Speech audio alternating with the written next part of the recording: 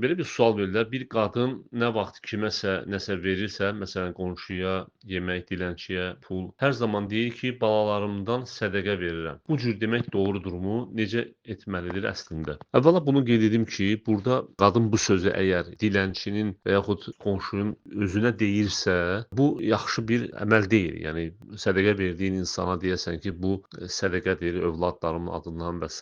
Yəni bu həmin insana pis təsir edə bilər. Bu birinci. İkinci məsələ, əgər bunu həmin sədəqə verdiyi insana demir, sadəcə ürəyindən keçirirsə və yaxud öz-özünə deyirsə, burada bir qəbahət yoxdur. Bildiyimiz kimi alimlər arasında yəni ittifaqdır ki, insan başqa bir adamın adından, istər ölü olsun, istər sağ olsun, onun adından sədəqə verə bilərsən. Sualdan da belə görünür ki, həmin qadın sədəqəni niyyət edir ki, övladlarımın adından verirəm. Yəni bu icazəlidir. Problem yoxdur bunda. Sadəcə Allahın rəhməti, lütfü böyükdür, genişdir. Qadın yəni özünü də məhrum eləməsin. Həm öz adından, yəni özünü də niyyət eləsin, övladlarını da. Həm öz adından, həm də övladlarının adından sağ olsalar belə sədəqə versin. Belə niyyət eləsə daha doğrudur.